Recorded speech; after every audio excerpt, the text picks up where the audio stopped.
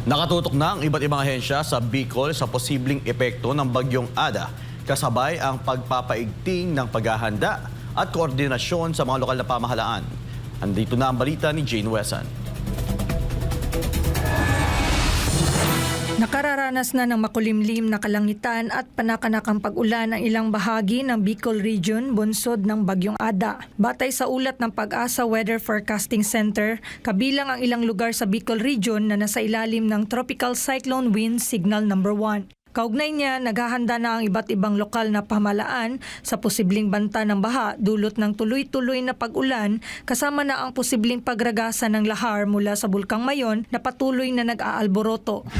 Sinabi ni Gremil Alexis Naz, Public Information Officer ng OCD Bicol Region, pinag-aaralan na rin ng ahensya ang posibleng pagsasagawa ng airflow sakaling lumala ang sitwasyon sa lugar, particular sa paligid ng Mayon. Worst case scenario na nakikita natin, sir, yung possible airflow sa iba't ibang mga affected channels dito po sa parts ng Albay, especially sa municipalities of Ginobatan, Daraga, Legazpi, Santo Domingo, and Ginobatan. Sa datos ng Albay Public Safety and Emergency Management Office, nasa 1,114 pamilya o 4,088 katao ang kasalukuyang nasa evacuation center sa Albay. Karamihan ay mula sa loob at paligid ng 6-kilometer permanent danger zone dahil sa pag-aalboroto ng Bulkang Mayon, habang wala pa namang naiulat na inilikas dahil sa bagyo. For Tropical Cyclone Ada po, sir, wala pa naman po, sir, sa atin reported na evacuees.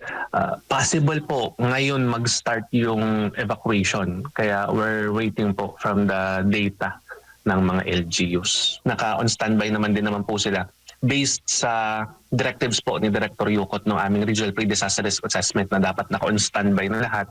Kasi may possibility pa rin na lumapit ng bahagya. Gaya po ngayon na itong si Bagyong Ada. Samantala, batay naman sa datos ng Philippine Coast Guard, may 6,064 passengers, 37 vessels at 2,352 rolling cargos ang stranded sa iba't ibang pantalan sa bansa bunsod ng Bagyong Ada. Mayroon ding 57 vessels at 34 motor bangkas ang pansamantalang nakasilong dahil sa masamang panahon. Nagpalabas na din ng advisory ang Land Transportation Office Bicol Region at pinayuhan ng publiko na ipagliban muna ang biyahe patungong Visayas, Catanduanes, Masbate at Northern Samar hanggang sa maibaba ang Tropical Cyclone Wind Signal. Ako si Jane Wazan, ang inyong citizen correspondent nag-uulat para sa Diyos at Pilipinas kong mahal.